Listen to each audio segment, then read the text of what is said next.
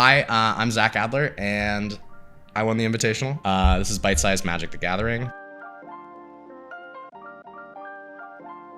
Hello, I am Zachary Adler, and a couple days ago, I won the 2025 Topdeck cEDH Invitational.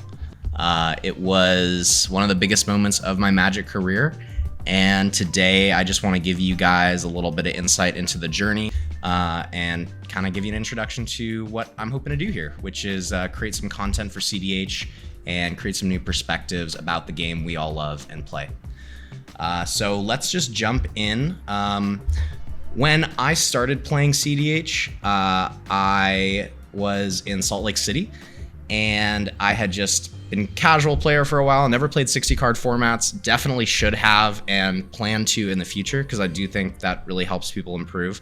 But I had just fallen in love with this game. It was something that I found in the end of college, and it was a part of my life since then. My main goal has never really been winning. It's just been to enjoy the game, and I see the wins as sort of this process that happens as you engage in something you're passionate about. It's more of a milestone rather than an end goal. So my first big milestone in cEDH, sort of the start of my tournament grinding, was in Los Angeles. It was at LDXP, and it was my first tournament win at a major tournament. I was playing Rogsai at the time, right before the bans, so the deck was super popular and very, very strong. And as soon as I, hit that milestone, I started to say, all right, what would be next for me?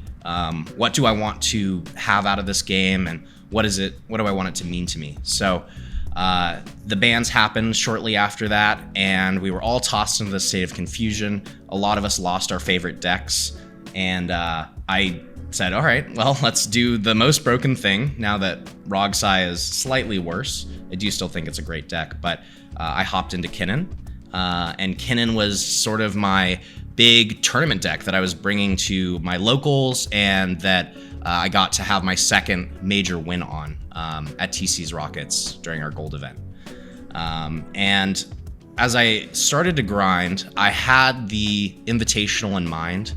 I had the thought that I was doing tournaments, but I wanted to do something bigger. I wanted to have this bigger goal to reach towards. The last season, I had seen Alex Stockwell, a really good buddy of mine, get to the Invitational, and it was at that point that I really decided I wanted to grind for it, and I believed that I could get there.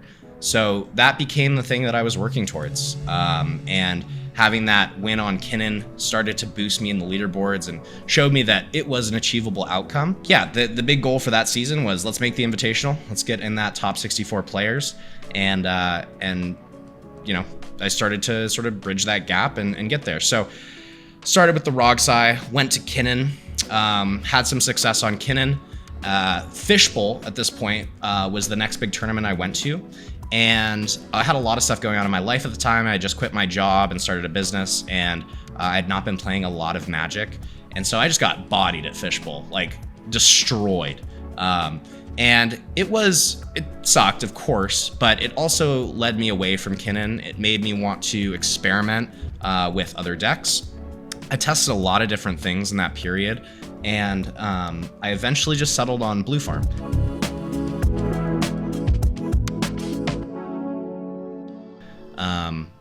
It is, in my opinion, the best deck in the format. Whether that's a context-based thing, or just because the card quality is so high, the mid-range hell we're living in is ruled over by Blue Farm at the moment. And I know that, we'll get into this eventually, but the Invitational versus the Open, we saw that they were wildly different metas. And the Invitational, having these top 64 players, there was something like 30% of the meta was Blue Farm, 8 in the top 16, and 4 in the finals pod. So regardless, I had settled on Blue Farm around, I forget when the Fishbowl was, but it was around a 5 or 6 month period where I really settled into the deck and started grinding it in a consistent manner. I had a lot of tournament games that really defined my journey on that deck. Ones that come to mind obviously are the wins, but more than that would be the losses that I encountered. So I had a couple tournaments where I went to Colorado and to Arizona, and I got to hang out with some amazing friends in Arizona. Shout out cEDH or Holden Pryo. He's a really phenomenal RAL player, really amazing guy, and a great friend of mine. And during that tournament, I was lucky enough to top 16 on Blue Farm. And my top 16 game was me, Alex on Blue Farm, Aaron, another SoCal player on Blue Farm, and Freedom Waffle on Kinnan. And at the beginning of this game, we're like, we cannot lose this game. Like, there is no way that a Kinnan is going to 1v3 us. Like, it's just impossible. And then we lost after a grueling 3.5 hours. And we just walked away from that like, wow, this is insane. This Kinnan deck is able to counteract what we're doing in such an interesting way. You know, the creature matchup is not amazing for us. And Blue Farm is thought about as having no bad matchups, but I do believe that things like Kinnan or Rogthras or Sisay, Magda, sort of these creature-based decks operate on different axes that Blue Farm doesn't get to capitalize on as much, and our answers for them are quite limited. So this was just an important game for me to track along my journey. Another one I wanted to highlight is the game in Colorado at Mortal Kombat. I was lucky enough to make top 16 there, and the day before I had gone to the gold event, and I was on pretty much an hour of sleep. I just had gone to my best friend's birthday party in California, and I showed up to the airport after napping, essentially. Napped on the plane for an hour. We went right to level 7 games, hung out there, and did the tournament. And the whole time, I'm like, I want to go home and go to bed, because we have this huge tournament the next day. It's a platinum event, and a lot of us that are there are grinding for the Invitational. And so at this point, I had most of my gold wins already, so this wasn't it wasn't going to count for points unless I won the whole event, and I really wasn't banking on doing that. So each round I was like, hey guys, you know, should we head home, you know, and prepare for this giant tournament? And each round, the other guys who I came with were doing well, and so I was like, I'm not going to, you know, bail on them. Like, we'll stay as long as they want to stay. And so we just keep going, and I just keep winning. And I'm like, all right, well, this is going relatively well. You know, I'll get as far as we do, and then we'll head home and have a break. And I end up 5-0ing the whole event and winning the whole thing. My final game, I had a turn 2 Nas, and it was a horrible Nas, like very little mana. I went to 2 life, and I was like, you know what? I'm either going to win right now or I'm going to die. And I flip over Mox Opal, Lotus Petal, and I just win the game, which was ridiculous and not how you should be playing. But at that point, I didn't care anymore. I just wanted to go home. So we go from that to Mortal Kombat. It's a phenomenal event. Shout out to Critical EDH and all the Colorado guys. They are, in my opinion, like one of the best channels in cEDH, and I do think that they're pioneering what they're doing. A large reason why I'm even doing this is because they have paved the way and shown sort of this by cEDH players for cEDH players. No shade against any other content creators. I love Play to Win, Playing with Power. Those are what got me into the format in a serious way at the beginning.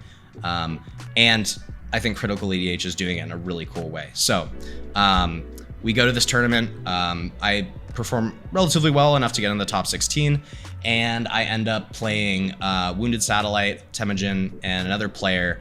The catch here is that there's 100 minutes. It's a time top 16, which is the first time I'd ever done this, and the winner, who would be first seat, which was Wounded Satellite. And so we play a really phenomenal game, and we get to time, and it ends in this giant stack battle at flash speed, as games with really good players tend to do, and he walked away with the win.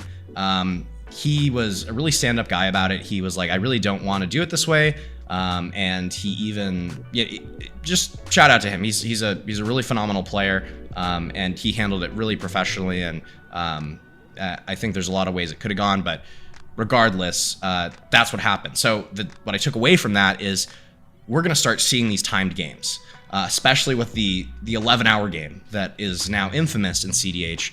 Tournament organizers need a way to deal with this problem, and I actually think time games are a good incentive. Not only do they keep tournaments going smoothly and running on time in that top 16 and finals, but they also incentivize winning. because if you're first in Swiss, you become the de facto winner at the end of that time period, which is never how anyone wants to win a game, but you certainly do want to be in that position if that's where you get to. So those were just some games along the season that were really important to me.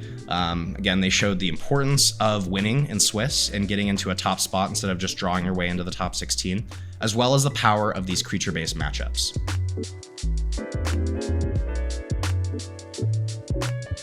So before I go into the Invitational, I want to give you guys context about what the rest of the season looked like. I want to talk about the community that I had around me. I want to talk about the practice and the prep that led me here. And I want to give you guys an idea of how we settled on the list we did and the play patterns that I found to be really good. So the first thing is, the biggest thing is a shout out to everyone who's helped me get here. Having so many amazing players around me is the only reason that I got to where I did. The TC's Rockets guys, everyone in LA.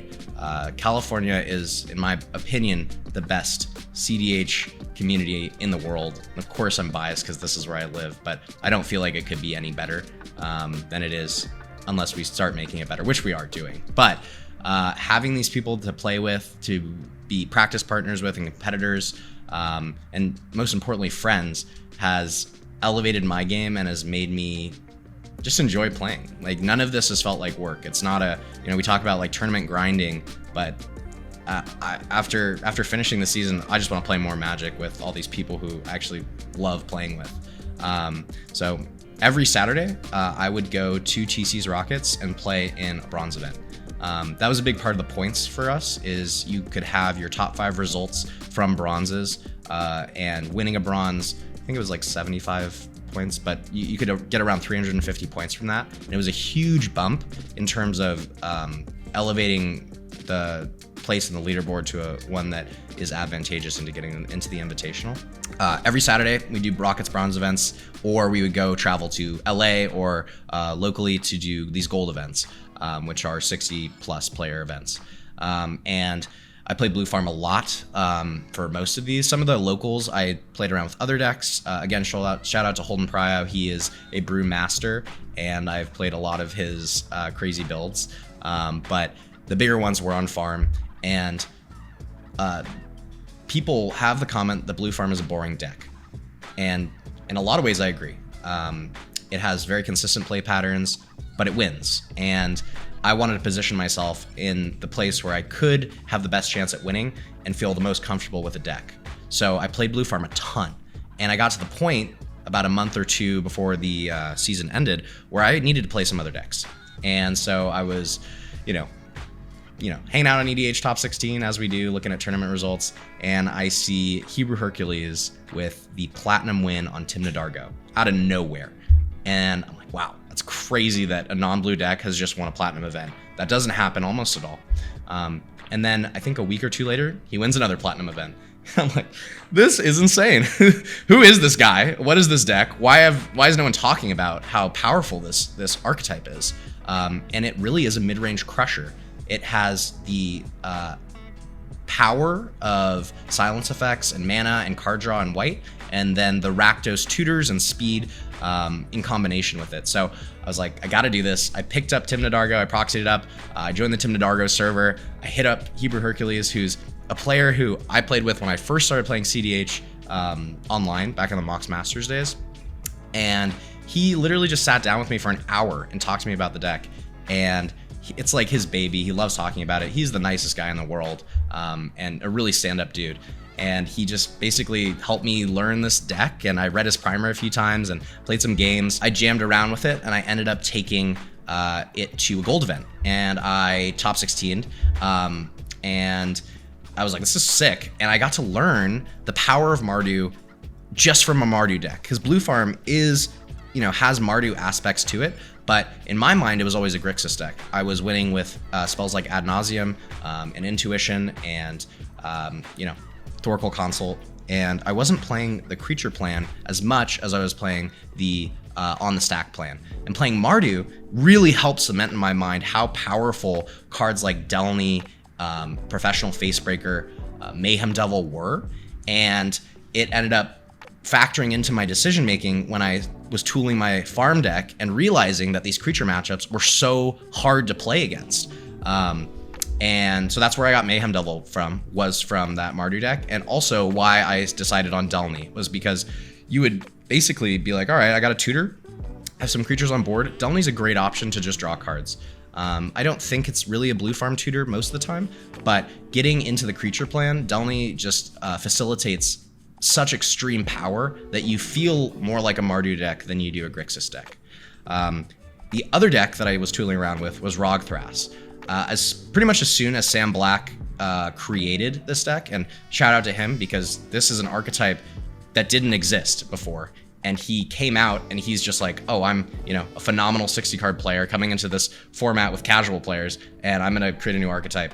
And he did this Cradle Farm idea where you're taking the power of one of the most broken commanders in our game, Rograk, and creating massive mana with Thrasios. And there wasn't as much red involved. It was pretty much a Simic-based deck. Wounded, Satellite, and Pigeon end up pioneering the Breach version, which has pivotal red cards, like Breach, obviously, Song of Creation, and Gamble. And then really leaning into that power of the Cradle Storm. And so I thought, this is a broken deck. Some people think, oh, you should only play one deck if you're preparing for a big event, but I actually think playing these other decks gives you insight into how they're going to beat you and where their points of interaction are. Rogthras is hard because a lot of people have said the deck is bad cards that when put together create insurmountable advantage. And so I was just playing this deck and I was like, this is insane. Like the amount of mana you have access to on turn 2 is unlike any other deck. It's like a Kinnan, but it doesn't hinge around a pivotal piece that can be removed. It's these creatures. And, there's not a lot of board wipes going around in cEDH. There's not a lot of spot removal. Farm has really switched into this window idea where we have functional bounce spells that get rid of stacks, pieces, and problems temporarily. That's Tremnek, I believe. He really created this idea that Farm should be more turbo, pivoting from Koval, who came in and was like, oh, Farm should be a control deck or a true mid-range deck with hate bears like Drannith and Oppo. And he's like, no, we should be like Rogsai with white. But the problem with that is you can lose these games to these creature-based decks. Your answer essentially is Bowmasters, and Rogthras is like 90% clones. So the Bowmasters doesn't stick around long. And it's very easily removed, especially with like Court of Calling type effects where you can just instantly get a Bowmaster of your own or a clone, or you're playing Spellskite, you have SWAT. There's a lot of answers that these players have created for Bowmasters since it's the card that just destroys them. So this also leads back to Mayhem Devil. All roads lead to Rome. Playing Mardu, I just obliterated creature decks. I played Magda. You land a Mayhem Devil, they lose. Sisay, same thing. Rogthras, Kinnan. Like, it solves bad matchups in a way that no other card did. It was our board wipe, essentially. And it came in pretty late. I think maybe a week before the Invitational. I was like, I think we should play Mayhem Devil. And I was talking to Alex, who also plays Blue Farm and who has been kind of my primary brewing partner around this deck, because there's like no Blue Farms in SoCal. It's weird. There's like 5 of us. I was like, I think we should try this. And he's like, that's crazy. Why would we try Mayhem Devil? Let's play like, Downpour or Deluge or Fire Covenant. And I said, well, A, it's a Timon attacker. B, it's a board wipe that stays on board. C, if it gets cloned, we just go back to the Grixis plan of winning on the stack. Our deck doesn't care if we have a board state. So yeah, all this brought me into the idea that we need to innovate with the deck and make it able to solve the problems that are presented right now in the meta, which are these creature decks. And that ended up being super useful in the invitation.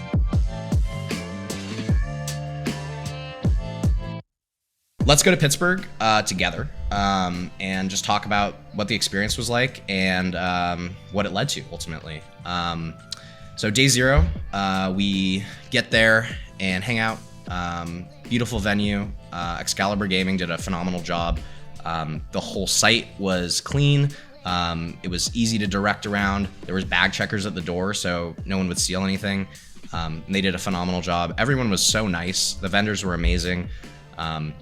And we hang out day 1, I guess day 0.5 or whatever is like a practice tournament. And it's like the Land Go Open or Invitational or whatever. So it's like a 64-person tournament, and I end up playing Farm, even though I had thought like maybe I try Rogthras for this because I want to, you know, give myself a fresh, like a little break from Farm and play a deck that has felt really powerful. Because leading up to this, Farm had been doing great for me, but Rogthras felt more dominant, honestly, locally. And you know, we had some test slots. Mayhem Devil was a slot we were testing. Tar was a slot we were testing. And I'm like, we should just do the test cards. I'm going to actively look for them, and I'm going to see how good they are. And I'm really glad I did, because Mayhem Devil was a house in this prep tournament. It absolutely obliterated the creature matchups like I thought it would. And it was able to deal with both stacks pieces and advantage pieces on my opponent's boards, and it basically made Smothering Tithe like a machine gun, both my Tithe and other people's. And politically, it's another piece where it's like I can get in with Tymna without even shooting anyone with a Mayhem Devil. It's like a loaded gun that you have at your disposal at any given time. So I end up top 16ing in this little practice tournament, and I get to play my top 16 game with Wayne, who's one of our locals. He's a Zerta player. He's absolutely phenomenal. He has pioneered an archetype, and he is one of the best players in the archetype, which is Boros. And he's definitely a force, and he just played the game masterfully.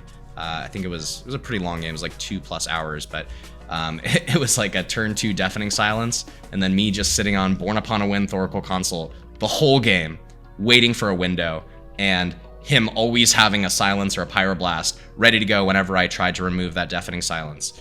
It was also Magda and Atali. So yeah, it's a cursed pod from the get-go. I'm the only blue player. I'm playing against Turbo Atali, which is also an insane deck, as we saw, winning the biggest tournament of all time. Magda, which is Turbo Stacks, kind of. And then Wayne on Zerta, which is this amalgamation of Turbo and Stacks that plays around itself really, really well. So his Deafening Silences or Aethersworn Canonist don't matter a ton, and he's built the deck in a way that he can cast Flash Speed in Boros, which is crazy.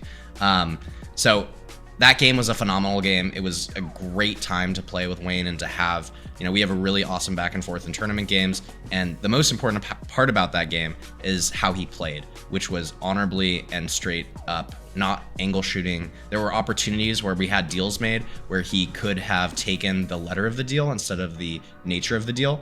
And he chose to win in what I would say is by outplaying the whole table, me included. So he won that game. He went to top 4. Congrats to him on that win and how he played. And then after that, we went home to the Airbnb, played some Super Smash Bros., which is my best tournament advice. Always play Smash before tournaments. And then we go into day 1 of the invite.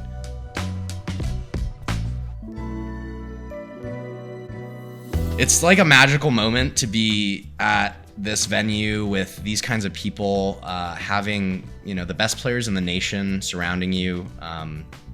It's a surreal experience, and it's also pretty terrifying, knowing that there's not going to be easy games, and that every game will feel like a top 4 or a top 16 of a big tournament. And that's what it was like. We got our mats from Gold Sabertooth, beautifully done, by the way. He did a really awesome job on the art for this event, and we sat down for our pods. So I want to go over my Swiss rounds briefly and just kind of walk you through how the tournament felt to me. And then I'm going to go into that top 4 and what that game was like. So my round 1 is me in, I believe I'm in first, or I might be in second seat for this. First seat is Jacob Lerner, aka Bad Dog on Kalia. I believe he's the #1 ranked Mardu player in the nation, and he's a local of mine. He is the real deal. He's like really, really good. And having to play him round 1 was definitely intimidating. Not only that, but Gold Sabertooth, Tim Taranto, is sitting next to me as well. He's the #2 ranked player. He has enjoyed an immense amount of success inside cEDH as well as around it with the art he does. And then Renzo Pastor, a Sisay player, is our last player in that pod. There was, I think, 4 or 5 Sisays, and they're the best Sisays. As I mentioned before, not an easy matchup for farm. There's no oppo. It's pretty much Bowmasters or bust. But Mayhem Devil is now in the list, and it put in work in the invite. So this game developed in such a way that Jacob had a turn 1 or 2 tithe, like really quick. I think it was a turn 1 tithe. It was a blazing fast start, but he dumped his whole hand. He had 1 card left. I have kind of a mid-rangey creature plan. I think I'm rolled a 6. It's a Voice of Victory and a Tataru, Culling the Weak, Force of Will, no blue card, and like a land and a Chrome Mox, I think. And so I open on a Tataru to try and ramp myself back into the game, develop into Voice of Victory, into Tymna, draw a bunch of cards, have a silence effect on board. We can't counter the tithe on that turn 1, but as we go in the turn rotation, Jacob's second turn, he casts a Praetor's Grasp, and he grasps Tim. And we've talked about this game, but he goes and finds Windfall. At this point, I've drawn a blue card for my force, so I can interact. But that's my only piece. And so I have a conversation with Tim and I say, hey, I will interact if I need to, but I need to know what your plan is and how you're going to play this game. I don't want to lose to you after casting this force. So I show him my hand, he shows me his. He has a turn 2 study, so after me, he'll play his Rhystic Study. My hand is basically just the voice, the Culling the Weak, the force. I think I have an offer. And I ask him to interact because I'm like, my card draw is not going to get me back into this game as quickly as it will you. So you losing your piece now doesn't matter as much for you. I am not presenting a win anytime soon. As you can see, I have no tutors. I'm just planning to draw some cards with the Voice of Victory. And so he interacts with the Praetors, or with the Windfall, which would have definitely catapulted Jacob into the win. And we go around, I play my voice, I get a Tymna on board. Jacob then Tainted Packs, and if you've played with Kalia specifically, it is it attacks from a lot of different angles, and so it could have a creature like a Villas that would land with 10 treasures in play, wipe the board, draw him 20 cards, and it'd be over. So I interact with the Tainted Pact and go to my turn.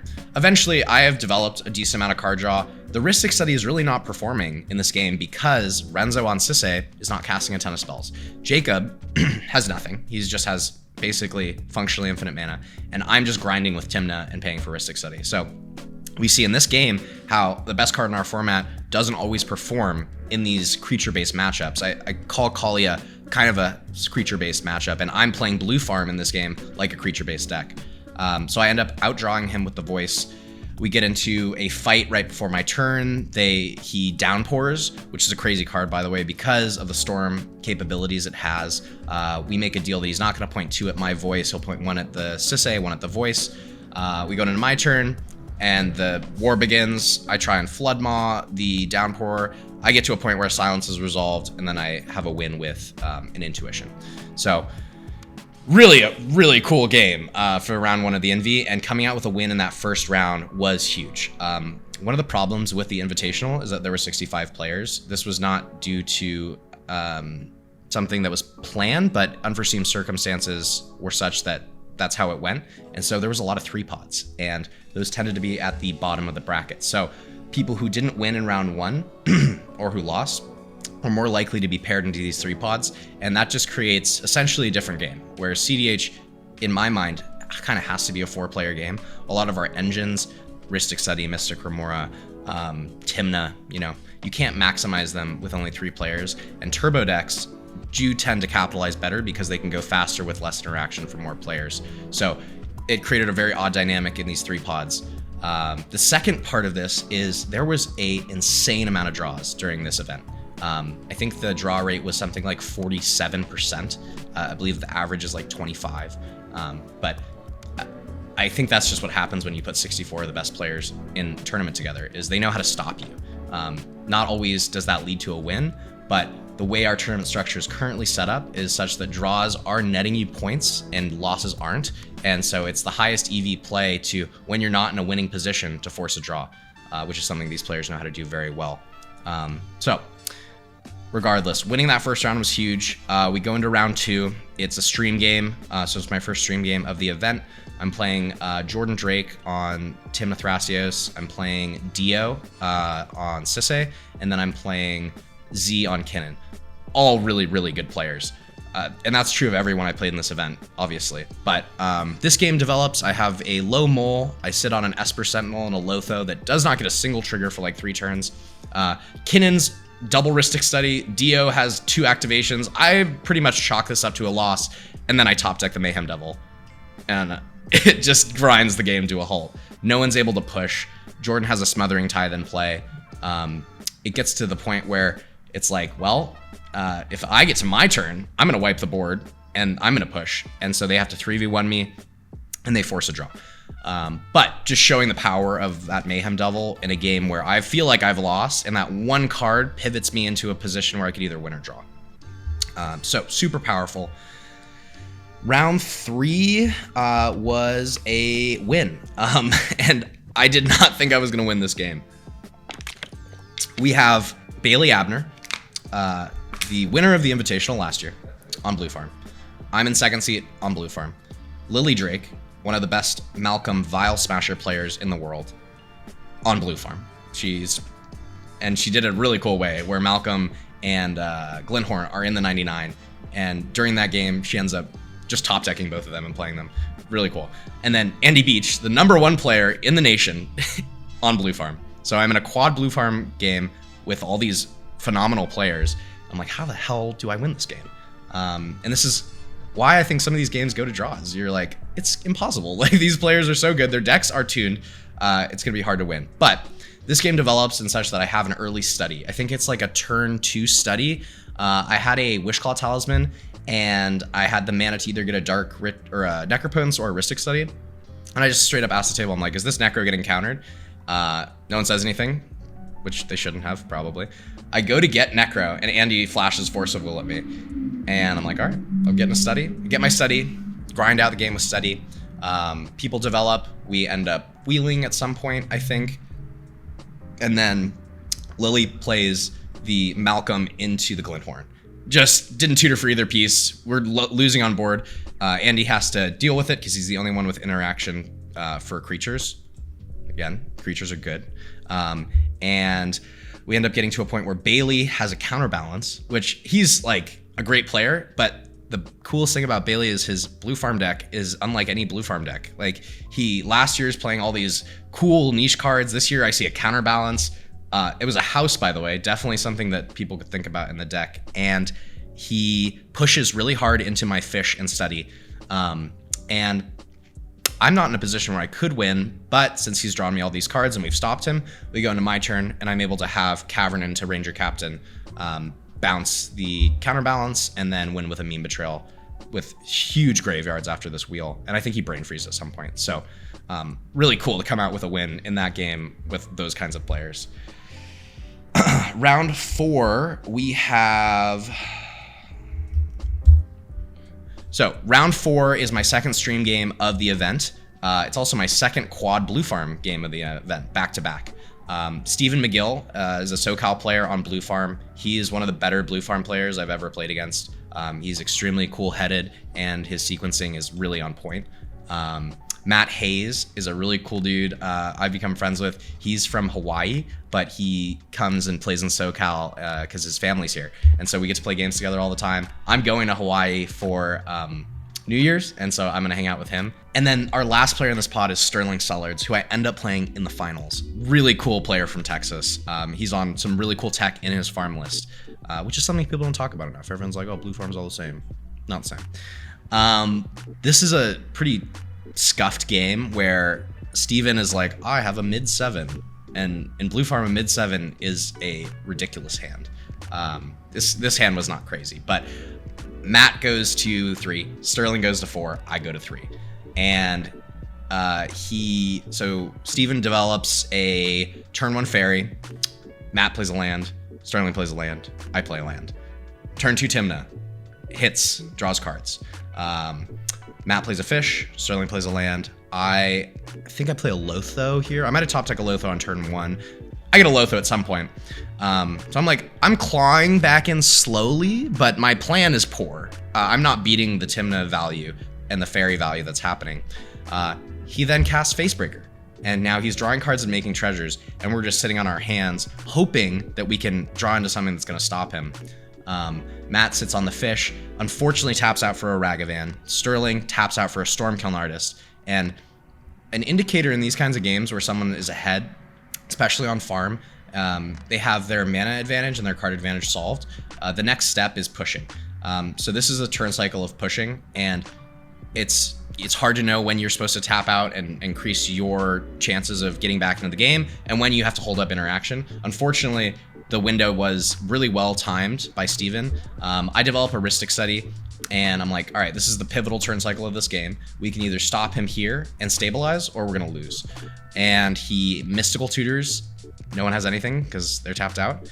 He gets Naws, goes into his turn.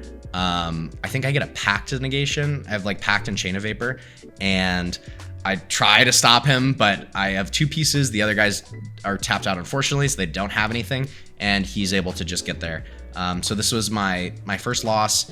I'm feeling pretty good at this point though, because I'm at 11 points. We kind of thought about the bubble for this event, and we were talking about how many draws were happening, and we figured it was around 10 or 11. So I felt somewhat safe, but again, this is the kind of event where you're never really safe because these games are going to be so volatile and anything could change at any point. So go to a loss. Round 5 is the last day of Swiss for today, or day 1, and it's another monster pod. It's Michael Punchkov or Punchy on Rogthras, Logan Doan of Critical EDH on Wrongsai. I'm in 3rd seed on farm, and then Jeremy Davis, a really good friend of mine and Sisay player, best Sisay player I know I've ever played against, is in seat 4. And Jeremy just destroys me, like, whenever we play. He likes to think that that's not true, but I know it's true. And it has part of this, story that I'm telling is like, it's a hard matchup for farm, and he showed me why it's so hard. This is at the point where I am trying to win these games. I really don't want to draw. Like I said before, prioritizing wins in Swiss means that you're 1st seed in the top 16 in finals where there's timers, and when those timers run out, it's the 1st seed who wins. Obviously, no one wants to be winning that way, but I'd rather be in 1st seed than not, when it comes down to it. This is a game where I develop a turn 2 Tithe. Jeremy has his Sisay plan going. Logan has to mull super low and it isn't able to do much. And then Punchy has an early fish. That draws him into mana, and he starts to accelerate into the Thrasios grind plan. Logan tries to steal enchantment my Ristic Study. I show him like 3 pieces. I'm like, go take the fish. You're not gonna have, my Tithe. And he's like, all right, I'm gonna go take the fish. Go to my turn. I develop Timna and Crom. I have a Consult in hand, so there's a world where I can push, and I have like, I think 2 pieces of backup, but it feels so unstable, and I just hate consulting to win because you're gonna exile so much, and you have to gamble. Like, a Consult with no other pieces in hand usually means a Naws, and if you hit Breach and Thoracle on the way, or if you exile Naws, you're just screwed. So regardless, we developed Timna and Crom. I have my carded and mana advantage engine set up. And at this point, Punchy is also quite well set up. I'm starting to draw cards. I get into a Demonic Tutor on my next turn. Logan's kind of refilled a bit because he's just sitting on this fish and he has like so much mana. And I DT. No one has anything. Except Jeremy is like, don't push right now. I have something. And I say, all right, what do you have? And he's like, I can't show you because you're going to play around it. But he's like, what if you got, the card that we're thinking about, which is Mayhem Devil, to deal with Punchy's board, and you'll give me immunity. And I'm like, that doesn't really feel like a winning play. And so I say, if you want to cast your piece, cast your piece. He ends up silencing me, and I DT for Naws. I'm at around 30 some life at this point, but I have so many treasures from Smothering Tithe, and I also have a Final Fortune in hand. So if I can get to the point where this Naws resolves, I pretty much have this game. Jeremy goes to his turn. He goes to combat. He swings at me with Basim, some legendary. It's just a sick card. Unblockable, so I'm taking 4 damage. I cast Naws. I go and we have, another cool card that is really good in Rogthras is Vexing Shusher, I think is the name, and it makes spells uncounterable. And dude, if you can just sit behind that, you don't have to do anything. You just put a mana into it and have your opponents counter each other's spells. And Jeremy doesn't have anything for the Naws. Punchy shows him his hand. I think he has 2 cards in hand, and it's a Force of Will, but he has no blue card to pitch to it. And so I go in, I cast the Naws, and he's like, all right, I guess I'm activating Thrasios. And he looks at the top card, he bottoms it, and he reveals a Fimage. I'm like, of course, I lose to the variance of you getting exactly a blue card. But he forces, and I have the conversation of the draw. And I know people don't like this topic, but it's part of our game. And learning when to force draws is an important part of tournament gameplay as it stands. You should be maximizing your points when you can. And at this point, the Nas was going to get countered. And my game plan was crap. We were not going to be beating Punchy. He had a Cradle and a Candle and a bunch of creatures on board. And so we get into the conversation of the forced draw. We're able to navigate that into that and parlay it. And we end up having that game draw. So that's the end of day 1. 5 rounds of Swiss out of the way. I'm sitting at 12 points, I think. Yeah, 12 points. And I feel pretty good. I'm not sure I'm locked, but I have a feeling I am. And at this point, I'm really hunting for wins because I do want to be at the top of Swiss going into semis. We go back to the Airbnb, play Smash for a little too long. End up going to sleep, getting up the next day, and we're going to day 2 of this event. Round 6 in the morning is a game against some more good players, crazily enough. Tai Ohio on Rogsai, Jack Lives on Rog Thras. I'm on farm in 3rd seed, and Austin is on farm in 4th seed. I've never played against Tai before. He was the nicest dude in the world. Super sweet guy. Really enjoyed playing with him. Jack is a phenomenal Rog Thras pilot. He's the only one who made it to top 16 in this Invi. So, that says a lot when there's that many good people in the field playing, in my opinion, one of the best decks in the format. And then Austin is on a really cool farm build that has no Nas, and it's really like mid-range pilled, berry control. He's Dranithing. I think he has an Oppo in the list. This is a game where I get out to a really good early advantage, and the other players are not quite keeping up with me. Again, it's this creature-based plan, and I've just landed, I don't remember the exact pieces, but I was pushing my creature-based plan and just controlling the board. I'm sitting on a Nas the whole game and a Mysterized Village, so I can have an uncounterable Nas whenever I want, but I am getting chipped away at. And so we get to the point where we're at Jack's end step, and I can either Nas at that point, or I can cast Flood Call or Bowmasters and just keep developing this creature plan. I also have a Ranger Captain on board, so I'm like very set up, but I'm getting swung at a lot. So I'm like, let's just mitigate some of this damage right away. And then we go into my turn and crack my Ranger, cast Nas. So I do have to tap relatively out to do this. They are good enough to see that this is the window to remove the Ranger Captain and not have me crack and Nas on top because I don't have the mana to do so. They do that. We go into my turn. I don't have to push because I have a Flood Caller on board. So I just pass. And then Austin at this point is at we're getting to time, and he's like, I gotta go now or I'm never gonna go. And so he pushes, I push on top of him with I think I have a Savine's Wreck, and I have a cool line where I intent, hold priority, crack LED, cast Savine's Wreck, getting Ranger Captain back, and the second copy would get LED.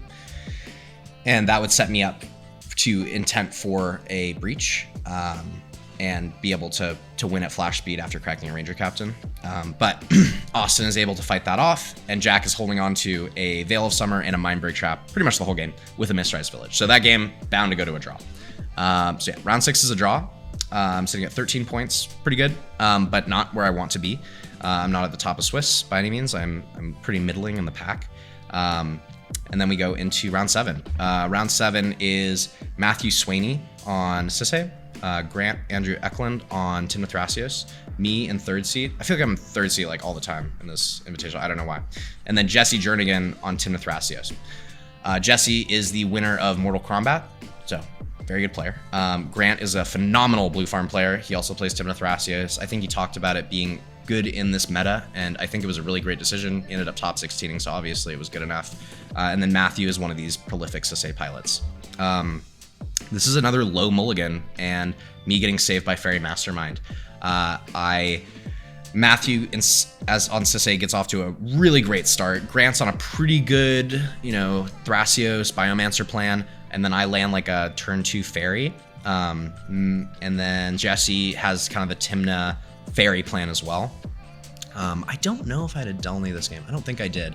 But my Fairy was putting in work. I think I drew something like 8 to 10 cards in a turn rotation, and the pivotal turn of the game comes when cEDH is set up. I think they don't have an activation on board, but they have a crap load of mana and a bunch of cards. They have Heuristic Study. Grant goes to his turn. He's got a developed Thrasios board. It's not anything crazy. I think he has a Cradle, and he casts Seedborn Muse, which is a pretty good play in Thrasios decks. And the cEDH player hard casts his Urtai and counters it. Grant doesn't have anything. I'm looking at Voice of Victory, Thoracle Consult in my hand. I'm like, perfect. Glad that happened. Go to my turn. I think I cast a Mana Vault into a Voice, and it resolves. And so I'm like, all right, I don't have a SWAT. I don't have a Born.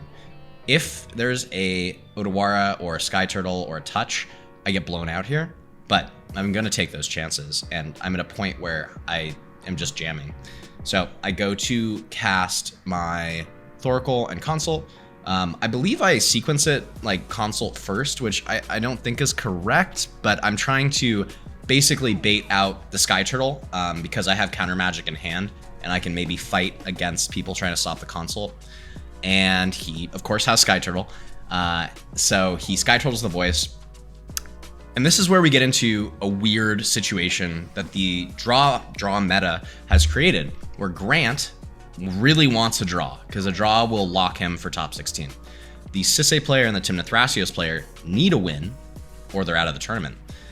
I don't really care. I would prefer a draw. Obviously, I don't want to lose. A win is the best thing for me. So the Sky Turtle happens. I turn to Grant. I'm saying, all right, let's force the draw. And the other two players say, we will not accept a draw under any circumstances. So I'm sitting with a Demonic Consultation on the stack. And Grant has two pieces that he's shown me to force the draw, and the other two players aren't accepting, and then everyone just passes priority on the Consultation, and I go to cast Thoracle, and it resolves. And it was a very odd way to win the game, and it felt scuffed because it was like a two-headed giant game, which is generally, in my experience, how tournaments will play out. Topdeck software has changed so that the winners aren't in the same pod together to just draw in. The problem is it's generally two people who want to draw and two people who need a win, and you end up in this like weird collusion, force draw scenario situation. And for better or worse, I ended up winning that game, even though I don't think I should have. I come out of round 7 with a win, and this puts me second in Swiss, which I'm pretty thrilled about. It means that in my top 16 pod, I will be seat 1. And if it goes to time, I will have the win. Even though that's not what I want. Again, we've talked about this. It's best to be in that position when the circumstances set themselves up the way they have.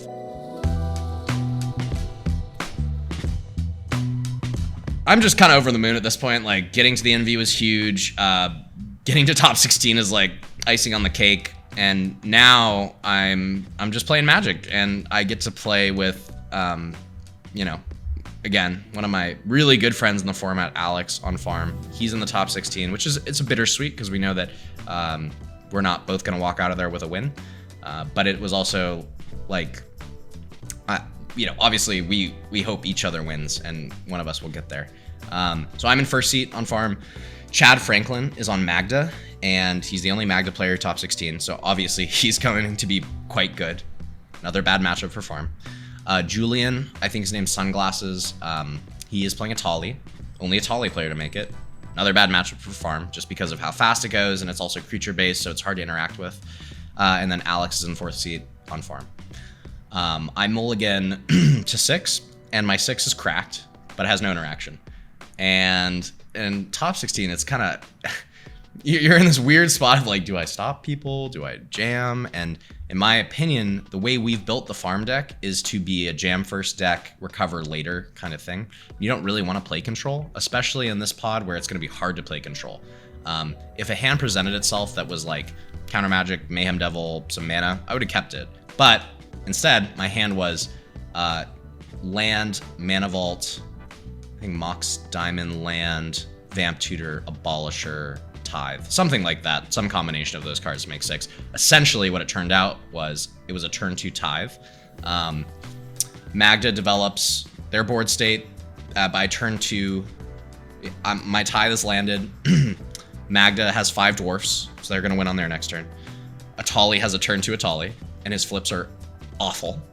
It's Alex flips a Pact, I flip a Fierce, Magda flips a Dwarf. He gets a Glimpse of the Impossible, which is kind of like a mid card draw spell, so nothing to worry about. And then Alex he has like a land and a Lotus Petal. He goes Dark Ritual Intuition, which is an insane thing to do.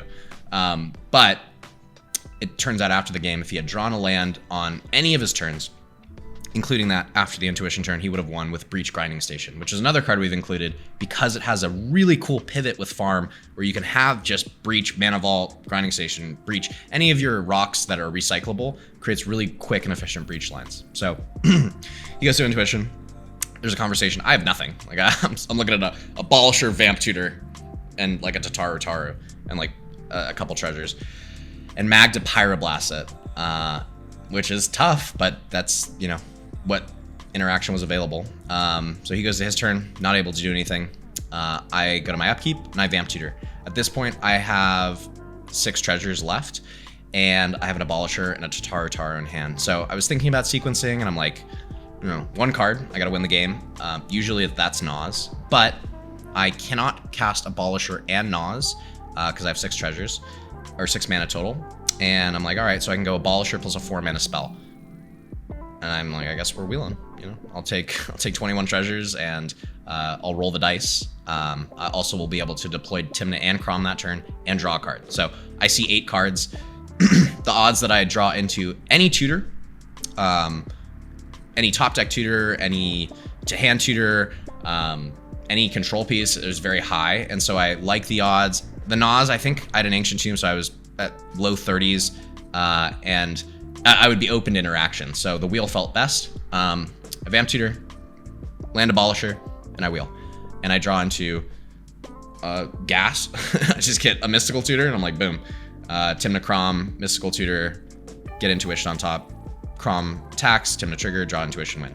So really quick game, and just like that, I'm into top 4. These experiences are just very surreal and feeling like, you know, it's weird that it's happening, but it's also feels right in a way. Like, this has been a really great tournament for me. I've only lost a game.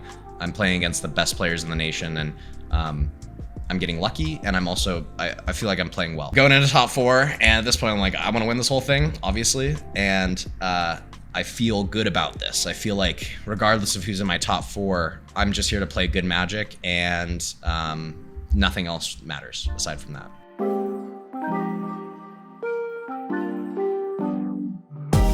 The other top 4 end up being Andy Beach, Sterling Sellards, and Corwin Caster.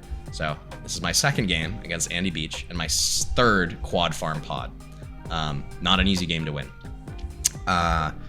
Just as a side note, no shade to Andy at all, but his game in semis went super long. It went to time, and he ended up winning because he was first seed. So we can see how this time limit that's imposed creates different scenarios than we're used to in cEDH. So I go into top 4. I am first seat, Andy is 2nd seat, Corwin is 3rd seat, and Sterling is 4th seat.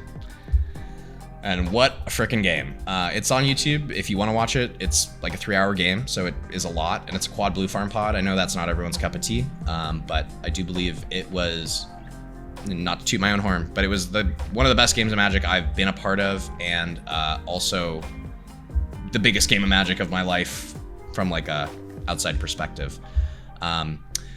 I have to mold a 3. I just don't see good hands, and I end up keeping Land, Lotho, Fairy Mastermind. Everyone else has relatively decent moles, 6s and 5s and 7s, I believe. So I go Land Pass. Andy goes Land Cromux Pass. Corwin has Land Esper. Sterling has Land Esper Mockingbird. I believe I've already lost this game at this point, just because my advantage is so minimal compared to everyone else's. I think my draw for turn was a Mindbreak Trap, which is relatively useless. I go to my 2nd turn, I draw Delny, and I'm like, well, this card sucks. Why is this in my deck? Why isn't this a land? So I land pass, and at the end step, Andy flashes in a Bowmaster and hits Sterling's Mockingbird. He goes to his turn, deploys Tymna, and swings. At this point, I just say to the table, we're going to lose this game. If this continues and we don't have interaction for the Bowmasters and the Tymna, he'll outpace us. Your cards won't matter. His cards will. Is there any chance you guys want to block with your Esper Sentinels? And they say no, because it's like, that's, you know, hard play to make, but in that situation, I don't know what else you do. You lose to momentum. So they say no. I'm like, all right, whatever. Corwin does nothing. Sterling doesn't do anything. I go to my turn. I top deck a land. Finally, City of Traders, which has been really good in farm, by the way. It's not a mana crypt by any means, but it is the closest thing we have. So I'm looking at a Delney and a Fairy in hand. Delney doesn't do much for me here. It just is a blocker, and then a Tymna attacker that's eventually going to die to the Bowmasters. So I say I'm going to sit on this Fairy, and I'm going to use it to get rid of the Bowmasters. And go to Andy's turn. He plays Facebreaker. At this point, this is the same thing that happened in my round 3, where we're getting buried by the creature plan. And the other players are like, all right, we should probably be blocking the Tymna and the Bowmasters so that he's not getting more triggers and he's not going to be able to keep drawing cards and making treasures. And I say, okay, if you guys block, that's great. I could flash in a Fairy and block the OBM that Andy sent my way, the actual creature, not the token. So I flash it in. Before it blocks, Andy proposes a deal. He says, hey, why don't you just let me in with a Bowmaster? I'll draw a card, make a treasure token. You'll have a Fairy trigger. I will kill my own Bowmaster. And I'm like, this seems like a pretty good deal. He's not getting too far ahead. I'm getting back into the game. Both Esper Sentinels are dying. It's a win situation for me. I think the chat was freaking out because they're like, how did he get them to do this? And I was like, I didn't really get anyone to do anything. I accepted a good deal and I proposed that we needed to stop Andy, and the two worked in my favor. So I ended up coming out of it with a Fairy Mastermind. The Bowmasters is gone, both Espers are gone. So Corwin on his turn deploys Rhystic Study. Sterling has the Wish Claw. He got a Wish Claw at some point. And we had a conversation, I believe, that it was going to be a Rhystic Study. That might have been involved in the Fairy Mastermind blocking deal. Like, he's getting a Rhystic Study, he'll give it to me, I can get a Rhystic Study. He activates, goes to my turn. And this is when we see the all-star of this game, Delney, come out and just wreck house. I don't remember perfectly, but I believe I have the Delney into Lotho. And at this point, I am now drawing double cards off Fairy, and I'm making double triggers off Lotho. And out of nowhere, I'm back in the game. Andy Mystical Tutors, I believe I'm guessing he would have gotten a Nas. Luckily, Sterling has a misstep, so we avoid that catastrophe. Andy does his thing, Corwin does his thing, and then Sterling end step Tainted Packs. And as you know, we've all been reverse Thoracled. And when someone is not being honest about what they're doing with their Tainted Pact, it's a reverse Thoracl 90% of the time. And that gets called out. I show Andy my hand. I'm like, I can't stop this. And so he forces pitching Born, which is quite important for this game, which I'll get into later. I go to my turn.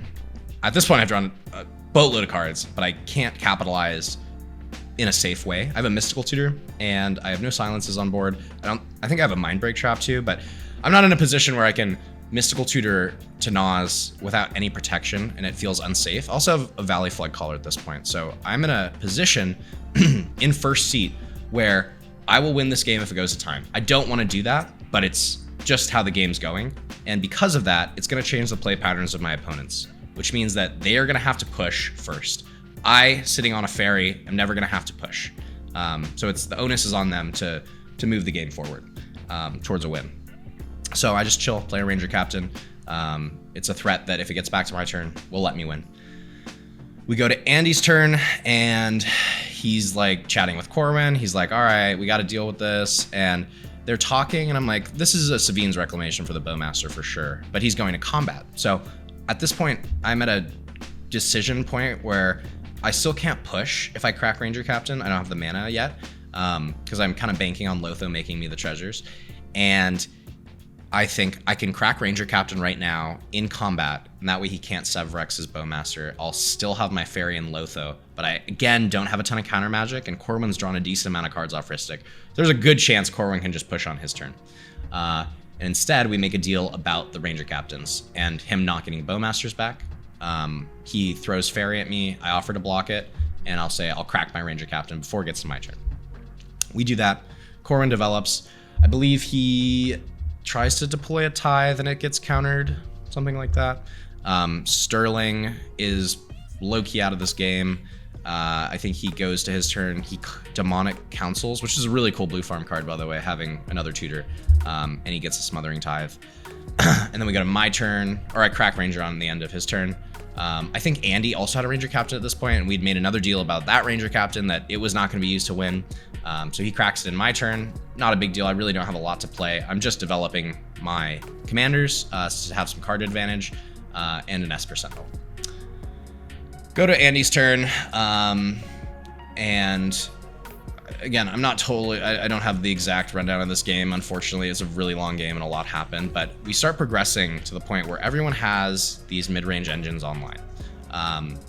And no one is really ready to push. At some point, Andy plays a Ranger Captain with a Cavern of Souls, and I'm gonna hardcast Mind Break Shop to stop this. He says, don't do that. We'll just crack it on Corwin's turn. I won't try and win on top. The reason the Born being exiled is important is because Andy is not on Valley Floodcaller, which is, an interesting decision. He says that it's because he's not on Necropotence, but he's on Rhystic Study, and Rhystic Study draws a lot of cards. So having a Flash Enabler is generally a good idea, but again, he's the #1 player in the nation for a reason. So this means he can't win at instant speed. He's going to be confined to sorcery speed wins. We go to Corwin's turn. He cracks Ranger Captain. I believe this is when a silence, or no, I think he deploys the Floodcaller at this point. And I don't have a way to kill it, but I have a silence. I make a deal with Andy. I say, I will not push if this silence resolves.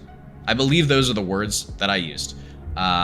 So anyway, this all happens, the Floodcaller resolves, the silence resolves, and I'm like, I need to deal with this Floodcaller, we're gonna lose. I have a Vamp Tutor and a Diabolic Intent in hand. And I'm thinking, I can deploy my Floodcaller, Intent, get a Bowmaster. I have the Delny, instantly will kill his Bowmaster because it's a 2/2. And as soon as I cast it, Andy's like, what do you mean, you're not pushing? I said, I'm not pushing, casting a Floodcaller here. I'm gonna Intent, I'm gonna get Bowmasters and pass. And he believed the deal was made so that I wasn't gonna do anything. And this is a point where I was like, I really wanna, if that's what he believes, and he believes the nature of that deal was that, I'm pretty confident the letter of the deal was not that. I'm going to honor the nature of the deal instead, because I want to win this game straight up. I don't want to win because I angle shot someone or lied. So I'm like, all right, I won't cast Floodcaller. I'm going to Vamp Tutor. I'm going to get a Bowmaster. We're going into the final turn of the game. I don't know if I'm 100% sure that this is going to be it, but it kind of feels like we're at momentum, breaking points. Corwin has double Rhystic Studies and a Floodcaller in play. People are pushing, we're getting close to time. So go to my turn, and I have a Mysterized Village in play as a emergency switch. That being said, Mind Break Trap just beats uncounterable spells. So I'm like thinking about it. I'm okay going to discard, but part of me wants to have this final fight be on my turn so that I can cast my sorcery speed spells once the stack resolves if I'm not silenced. And I know Andy cannot win at flash speed. So if we pass to him, he's gonna push. The only thing Andy can do at this point is exactly what he did in the game, which is try to resolve a silence at the top of the stack and then be able to go to his turn. So I decide to play the Bowmasters at sorcery speed. And this is the beginning of the gigantic stack that happens. I am on a relatively low resource hand aside from my mana. I have great mana advantage. My card advantage is only coming from an Esper Sentinel and a Crom. And the Delny, obviously, which is doubling my triggers. But I deploy Bowmasters, and then we begin. Corwin casts a bunch of spells. He's ramping. Everyone's fighting. Sterling is relatively staying out of the fight just because his advantage piece is just the Ledger Shredder, which is not even drawing him cards. So he's just sitting at, I think, 6 or 7 cards in hand. Andy and I are fighting Corwin. It's a lot of back and forth. Throughout this whole stack battle, I'm completely honest about what I have in my hand. I say, I have 2 counterspells. These are the 2 counterspells. I have other things I can cast, but I'm trying to put myself in a situation where I am being honest with Andy, and so that we can fight together in the most profitable way. My counterspells, I believe, are Mindbreak Trap and Flusterstorm, so they have to be used at the right times. We take turns fighting. We get to a point where Corwin tries to cast Born. Sterling is now interacting. He casts Born. Sterling silences, like all this stuff. The top of the stack becomes Andy's Mindbreak Trap, and his silence is underneath it. And at some point around here, I Tainted Pact, and I get a Final Fortune, because I think silence is the last spell that could be cast. Mindbreak Trap exiles all other spells, and then I am able to, and then Corwin tries to pack silence. I have he's out of mana, so he's completely tapped out, and I have a Otawara in hand. So I'm like, this is the best time to use this, and I Otawara the Floodcaller, and that stuffs him. He counters the silence, and I Mistrise my Voice of Victory into play, uncounterably. Use Wishclaw, go get Abolisher. Like, I am as protected as I possibly could be. And I go to my Final Fortune turn, and I Intent for Consultation and win with Thoracle. Yeah, and it was a crazy game, and just like a really amazing moment to be at that point, and to be at the final table of the Topdeck Invitational, and to know that I played as best I could, and I didn't win at time, which is something that I really did not want to do.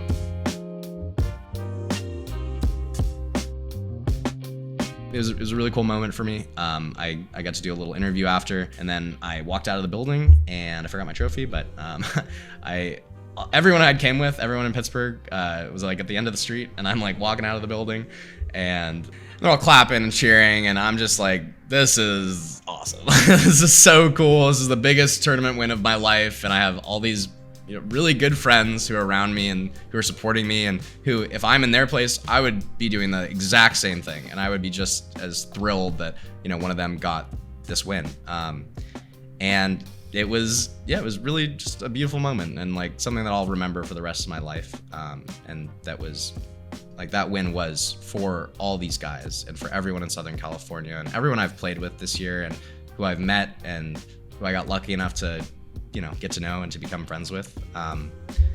And yeah, it was fucking awesome. So that was the final day. It was the end of my tournament run. I went to LobbyCon after, played games until 4 a.m. as you do, and I stayed up all night. I got an hour's sleep, went home. Yeah, so it was awesome. That's the story. That's how I got to the Invitational. That's how I won. And I just want to close with kind of where I want to go from here and what I'm hoping to do.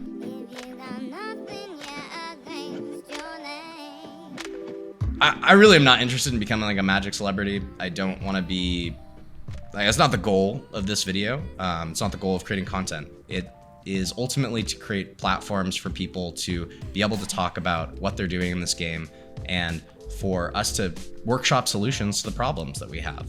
The draws, the angle shooting, the lying, all this stuff is fixable, and it's not a reason to stop playing the game. It's a reason to come together and try and find ways to make it better. So I hope that this content and this channel can be a platform for those kinds of people, and also it can be a resource. So I've never coached anyone before. I've never gotten coaching. It's something that I'm interested in pursuing once I am ready to offer value that I think is worth paying for.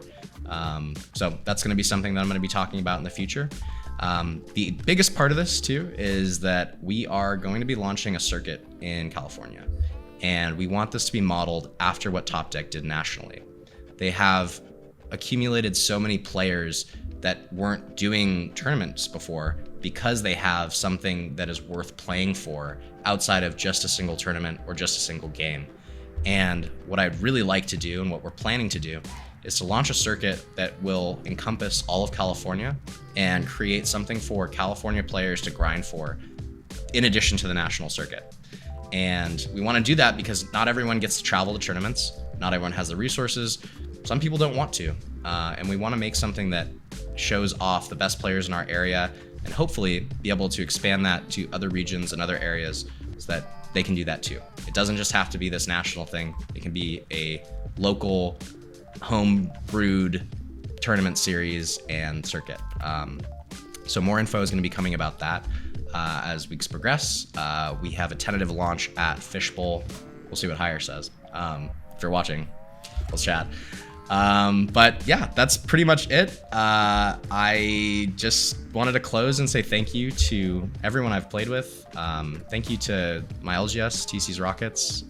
Thank you to Excalibur Gaming for hosting. Thank you to Topdeck for putting the tournament on. Thank you to my favorite YouTube channel, Cardbook Cookbook, for hosting me and letting me do this video in their beautiful studio.